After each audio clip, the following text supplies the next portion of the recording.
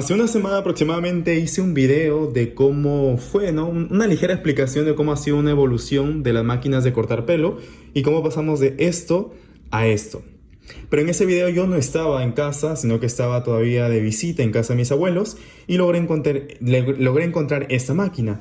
Entonces, ahora como ya estoy en casa, he logrado reunir estas 4 herramientas que sirven para cortar pelo. Y voy a hacer pues una pequeña explicación también de cómo han evolucionado estas máquinas. Podemos decir que conocemos 3 formas de cortar pelo. Una de ellas es con tijera, que es la clásica. Luego tenemos esto de acá, que simula una máquina convencional. Y por último tenemos estas máquinas inalámbricas que funcionan con motor. Iniciando con estas dos, a día de hoy pues seguimos encontrando, bueno, la tijera es obvio que se utiliza para cortar pelo, pero encontrar a alguien que corte pelo con esto de acá ya es muy difícil, muy complicado por la evolución que han tenido y sobre todo porque no son muy prácticas que digamos. Por acá también tengo otra de estas maquinitas, bueno, eran de las primeras que tuve para cortar pelo. No soy barbero, de hecho quiero aclarar eso, pero que no se note que me guste cortar pelo. Esta máquina de acá se inventó aproximadamente ya en el siglo XIX, por los 1800. Entonces, ¿de qué depende esto? Mire, es bastante sencillo. Simplemente es apretar estas 2 palancas para que se muevan directamente estas cuchillas. Y entonces con el movimiento de las cuchillas es como va cortando el pelo progresivamente. Eso de acá es una herramienta no tan práctica que digamos por el hecho de que causa dolor, ya que depende mucho de la habilidad del barbero y también de que tenga muy buen filo. A mí de niño me han cortado con esto y de verdad yo prefería que me corten con tijera que con esto, ya que provoca dolor.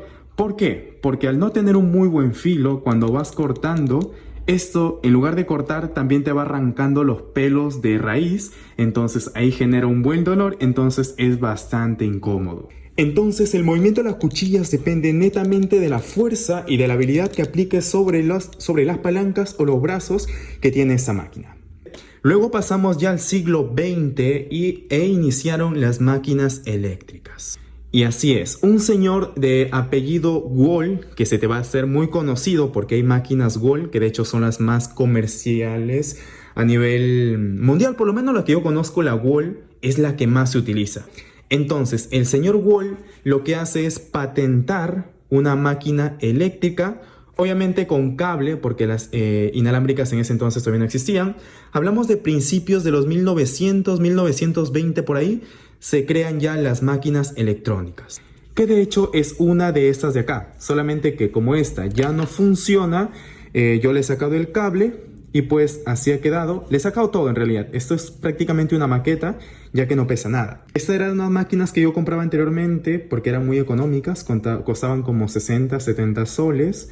Entonces, cuando yo todavía estaba en el colegio. Entonces, ya después ahorré y me logré comprar esta de acá que me costó alrededor de unos 250, 300 soles, si no me equivoco, la cual ya tengo 3 años.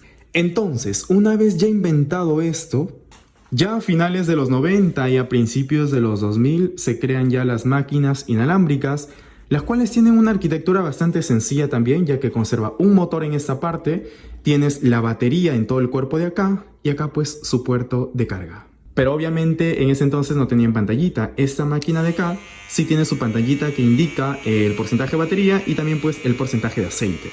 Y es así como a día de hoy pues se corta pelo con esto prácticamente en todas las barberías.